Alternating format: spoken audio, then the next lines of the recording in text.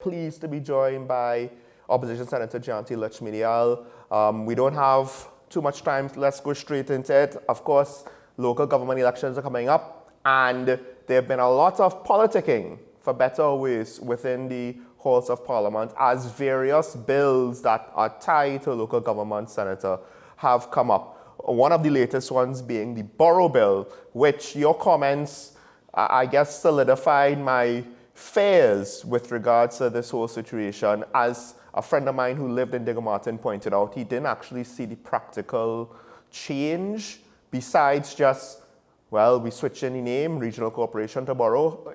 I mean, please somehow say it isn't so. Unfortunately, I cannot.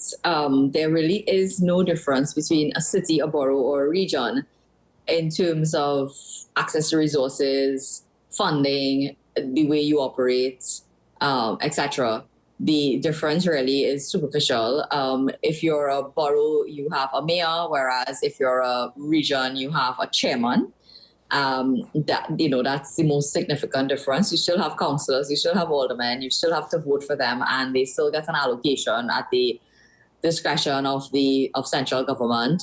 They still wait on releases from central government to fix your potholes, to clean your drains, to do whatever else, for all the other things that regional corporations, borough corporations, everything that falls under local government. In the local government reform package, I'm speaking very quickly because I know you're short on time, there's no distinction made between regions and boroughs. So to think that by elevating the status of two regions to boroughs, that with this rollout of reform, which I think is what the government are trying to say without saying it because they know it's not true, but they're trying to give people the impression that on the brink of this reform that they've promised, that this elevation in status will somehow benefit the boroughs now of Digger Martin and Siparia. That is absolutely false and untrue.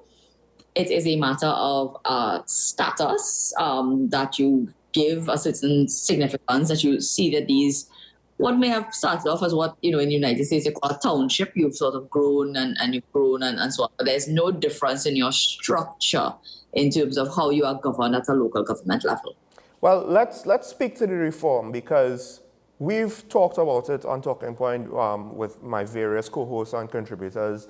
One of the things that I thought was the government's plan was, well, we want the year extension to try to get reform in place so that we have a win under our belt to say, look at us, we did something good, vote for us in the election now. But it was pointed out to me, and my theory got sunk by the fact that I don't know what was achieved. And in fact, I think I don't know if it was the minister or the prime minister saying, look how much we did. We formed the Ministry of Local Government, or we fixed the Ministry of Local Government, or that was more or less it. That initial first step was the one thing that the prime minister could point out. He couldn't actually point out, okay, so the reforms, where? Well, I don't know what fixing they've done at the ministry. I don't know how well a ministry is functioning when, in the week after that decision from the Privy Council, the ministry practically went silent and shut down. So, to me, that was a serious lapse and a deficiency and a blatant slap in the face and disregard for the citizens of the country when the ministry just refused to even speak and to say what is the status of local government. The truth of the matter is, and you could verify this for yourself and anybody is free to check it, save and accept the provisions that were necessary to put off which they said would help them or allow them to put off the election, which has now been overruled by the court. Save and accept those provisions. Nothing else has been proclaimed in local government. Nothing has been done with respect to the reform. So the argument that they were, implementing that 1 year extension of time for councillors and making it retrospectively applicable to the sitting councillors in order to roll out the reforms, they had 6 months before the Privy Council ruled, and absolutely nothing was done. Nothing has been implemented. Nothing has changed with local government. So we are entering another election and now going to elect councillors and aldermen for a period of 4 years, because that's what they've proclaimed. But there's nothing new for the government to show for local government. And this is part of what, and I can't take credit for this, it was a newspaper editorial I read it in, but it's been called, and I've adopted it, it's called the implementation deficit of the PNM. They are very good at propaganda when it comes to promoting legislation. And I could sit here and list all of the things that they have promised in their legislative reforms that they have brought and the pieces of legislation that they have brought to the parliament since I've been there, at least since 2020.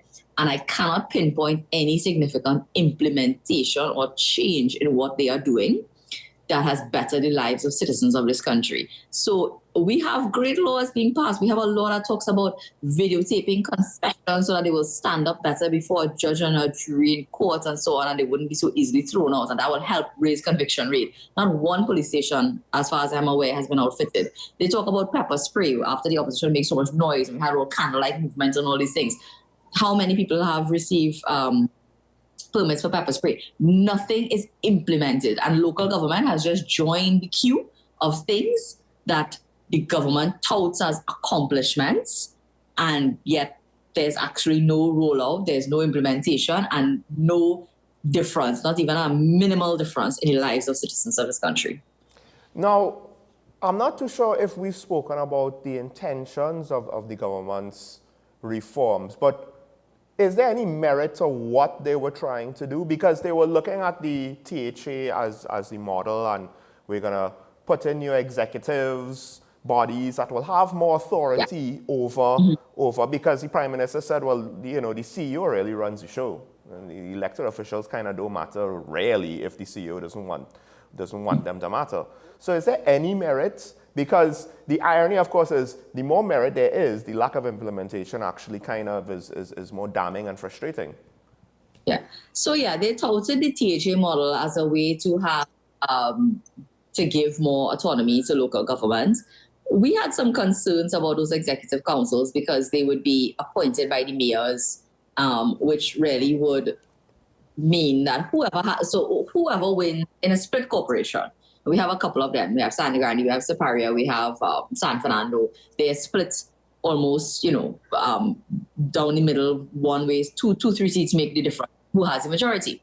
The majority determines who becomes mayor, essentially. And then, the mayor appoints the councils. If the mayor has all of the councils appointed, then, the minority will perhaps be left out, and then the minority doesn't have much say in what takes place. So we were very concerned about that. And that is how the THA is run, because the THA is run differently. The THA is given a sort of autonomy, almost like they have their own parliament.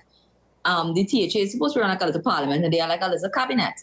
So they're saying they want to create little cabinets throughout the local government and all of that. But I'm very concerned about minority bodies, whether the minority is the PNM or the UNC, being silenced in terms of decision making and so on with these executive councils. I don't think that inefficiencies in the public service, and that's what the staff of regional corporations are. They are public servants. And inefficiencies with public servants, to me, could be addressed in different ways. And I feel that giving perhaps, I thought that there should be maybe a different approach. It's almost like the way that the Prime Minister has announced disbanding service commissions because the public service is inefficient. Is that the solution? Is it the solution to remove independent oversight, to remove, basically insulation from political influence and so on, in order to achieve efficiency? We all want efficiency in the public service, but are we prepared to sacrifice that insulation that the public servants enjoy from political interference? And that's the question. And that's the concern that the opposition really has with all of this reform and so on. Will handing all the power over to the elected officials make a difference, or will it, will it really improve efficiency? We are left to see. Will it turn the regional corporations now into small little party groups? And depending on which party has the majority of seats and controls the corporation, will it then become like, a little center for political propaganda and promotion? Because if I am if the UNC is controlling our corporation and they, have all this autonomy under this local government reform, and they can appoint all the executive councils and they could do as they please, would the PNM persons who maybe have 1 seat or 2 seats in that corporation, would the persons who live in areas that vote strongly in favor of the PNM feel that they are being adequately represented? Would they fear political victimization? Well, it is that there isn't a CEO and a public health inspector and all of that who report to the public service and not to the political directorate, and that's the concern. Well, I have a further question, because in theory, the government will learn from their mistake with regards to how they handle the bill that pushed the election back. They're not going to necessarily leave things up to interpretation, Yes. we hope. So now, they haven't done any reforms. It's a 4-year term after this next election. One would think, or at least assume, that if these reforms matter, they're going to try to push them through after the election, potentially retroactively applying some things. I don't know if they will try to get that. Is there any concern from your side of the bench that might happen, and that retroactive application might in the have debate on the validation bill, I did address that, and I told them stop being lazy and come to the parliament. The way that you implement reforms that may affect rights and so on is not to simply proclaim it and say, oh, it's proclaimed and therefore it's now the law and it applies to sitting councils and all of that. That's pure stupidity. I'm sorry, I can't find a better word. It is pure stupidity. What you do is you bring a bill to parliament and expressly say, this is going to apply to sitting council, and you give the parliament the opportunity. See, there's no absolute ban on retrospective legislation, It's just that it shouldn't be done by the executive by way of an interpretation. It should be expressly stated. Had they come to the parliament and said, we're proclaiming the amendments to Section 11 of the Municipal Corporations Act, a 2-clause bill, it will now be applicable to the election that took place in XY in 2019, 2nd of December 2019. They brought that bill to Parliament and they permitted, or they put a specific clause in the amendment bill that, this will apply whatever it is. The Parliament could have spoken about it. It could have been duly passed by the parliamentarians and nothing would have been wrong. So there are many reforms going forward that don't have to be retrospectively applied. They could apply going forward, even with the sitting councils that will be elected on the 14th of August. But if there are things that require retrospective application, if there are things that may affect the rights and the and so on of the sitting councils and aldermen or anything like that, you just do it the proper way and you do it through the parliament. I don't know why this government is so afraid of coming to the parliament, but they need to come to the parliament with these things and stop trying to go around the parliament and do as they please in this dictatorial fashion that they seem to like so much. Well, Senator, that's more or less all the time that we have, but I'd like to thank you for coming on and giving us your perspective on this topic. This seemingly big issue that is kind of stalling out, and hopefully it's not just going to be one of those things that fall by the wayside. Yes. Negatively. Well, I'm sure we'll hear a lot about it on the campaign trail, and it's for the population to judge going forward and looking back about how well these things will be implemented and what will happen. So we'll listen as we go on. Thank you, Senator.